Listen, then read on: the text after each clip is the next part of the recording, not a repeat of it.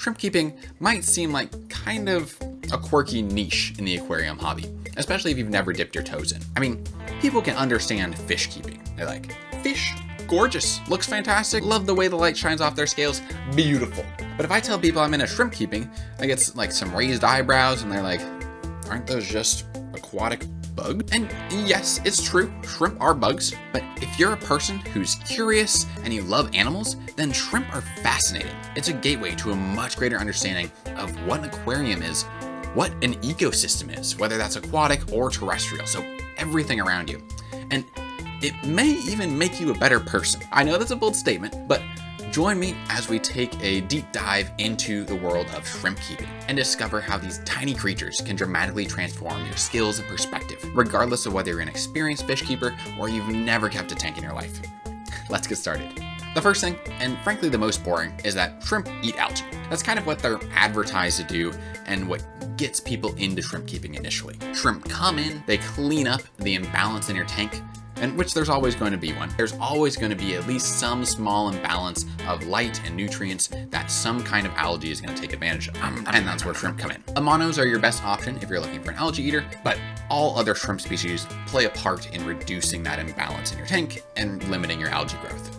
The next reason to have a shrimp tank is because they're beautiful and satisfying to breed. Cherry shrimp are your most obvious ones. They've got a bright red color and they really stand out against the green plants in most aquariums. There's also like blue, orange, green, white. You can keep just one color, or you can go ahead and opt for a bunch of different colors, often called like a Skittles tank, and then those ones are going to have really interesting offspring. Some of them are probably going to be just wild type and brown, but even those have some really interesting stripes and patterns on them once you get close and look. The other great thing that kind of differentiates fish from shrimp is that they breed quickly, but at the same time, they don't really end up overpopulating a tank. So shrimp have a very low bio load compared to fish. They just don't eat anywhere near as much and they don't poop as much. Because of that, you can have 10 or so shrimp per gallon without worrying about overpopulation. They kind of control themselves as well because they start breeding less as their population density increases and as food becomes less available in the tank, which just means less work and less worry for you.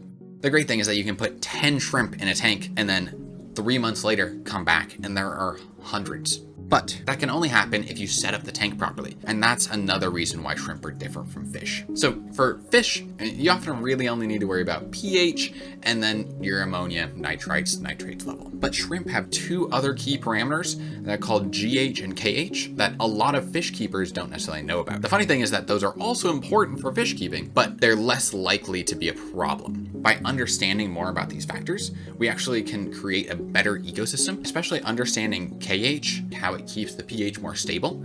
This knowledge transfers really well into fish keeping and can make your tank much more stable and avoid some of the horrible problems you can get where fish all of a sudden just start dying off. Because fish do get stressed by their environment, they're just not affected as much as shrimp. The next big thing is that shrimp are just more a part of the aquatic ecosystem than the fish.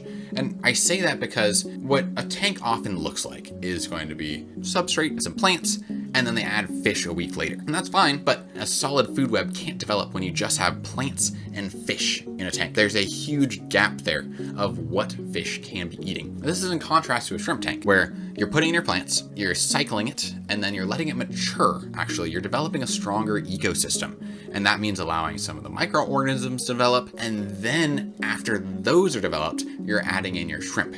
That means you have a stronger food web. And at that time, when you add shrimp, your eyes are going to be looking at those shrimp and they're going to be also noticing the other microorganisms that are crawling around in your tank. And then from there, you'll see other smaller things in your tank. There could be detritus worms, there could be Daphnia, copepods, all of these things just swimming around, doing their thing in your tank. And you're like, what are those?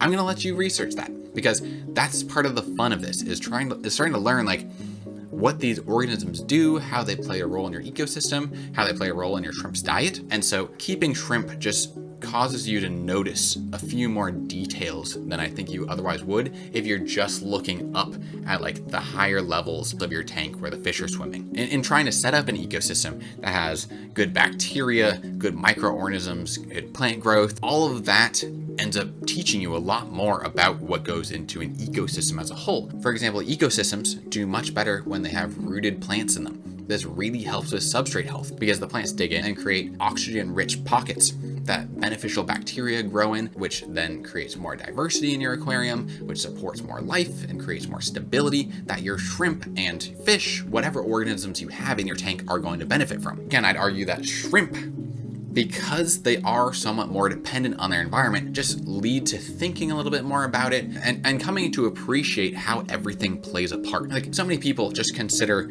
bladder snails to be pests, and yet snails have such an important role in an ecosystem. They're burrowing into the substrate, they're also cleaning off any algae, they're removing debris that would otherwise pollute the water. They're really helpful. And it seems like so many people just don't want them. They're like, ugly, ugly, ugly. But if you understand what they actually do, I think you'll find that you can start to appreciate them a little bit more and hopefully enjoy your tank more by finding out that, wow, I actually have 100 more pets than just these shrimp and fish. I have all these snails too, that's awesome. The next big thing for shrimp keeping that I want to talk about is, even though it does take some work to understand how different characters play a part in your ecosystem, once you actually do that and take your time, set up the tank properly, it's very easy to maintain. It's very low maintenance. You don't have to do many water changes, much substrate cleaning. Your shrimp can kind of just enjoy it. You barely even have to feed them if your tank is set up properly.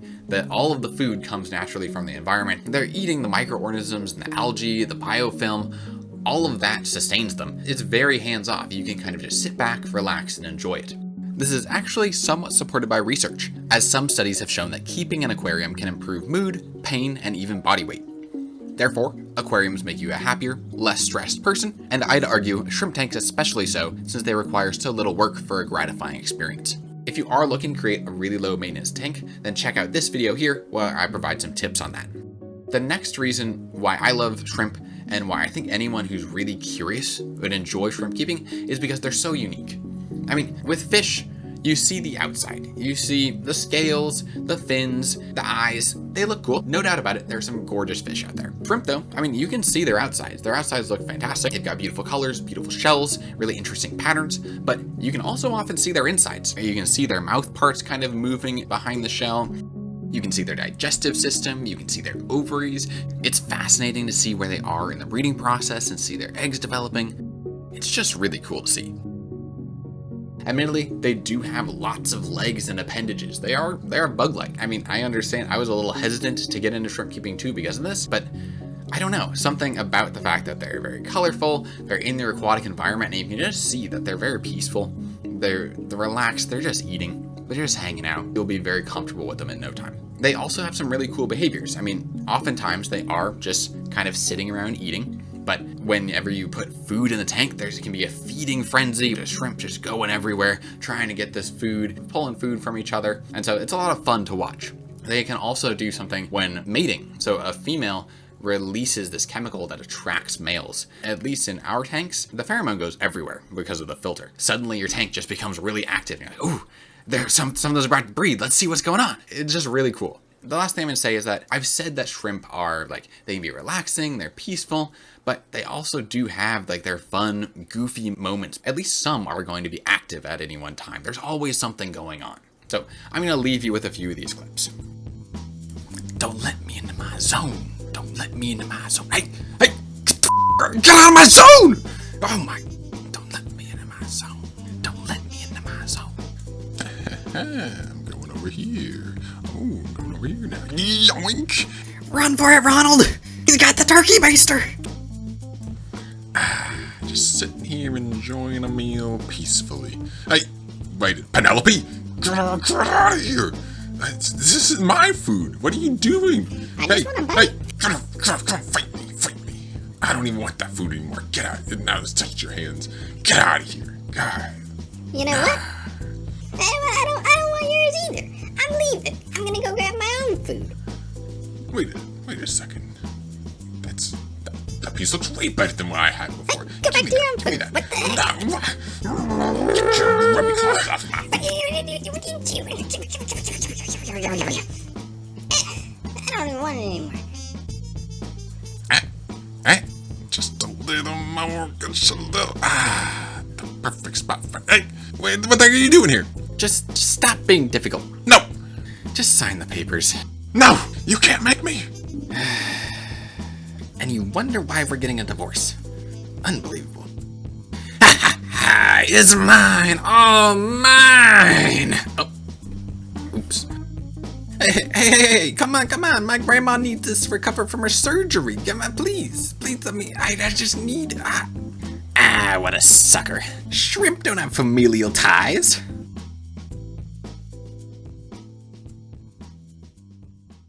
There are a lot of, different, varied, scattered reasons why I love shrimp keeping. From how easy they are to breed, how interesting they are, how much I've learned from keeping them about aquatic ecosystems. I just can't recommend it enough. I encourage you to be curious, and I think you'll have a lot of fun with your shrimp tank. Even if you don't go into this trying to be like, oh, I'm gonna learn something interesting. I think you're gonna have a really fun time. Just setting it up, getting everything going. Even the waiting ends up being exciting. Yeah, you have to wait a little while to let the ecosystem set up, and that's a good thing, frankly. As you start looking at your tank and seeing how it develops, it's so small, it's slow, and then there's life. It's amazing.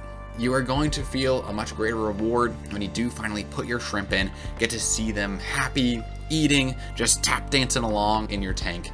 So I really encourage you to try out a shrimp tank of your own. They're pretty cheap. They can also be one of the smaller options for tanks if you're pressed for space. So those are two more benefits right there. Anyway, thank you so much for watching, and happy shrimping.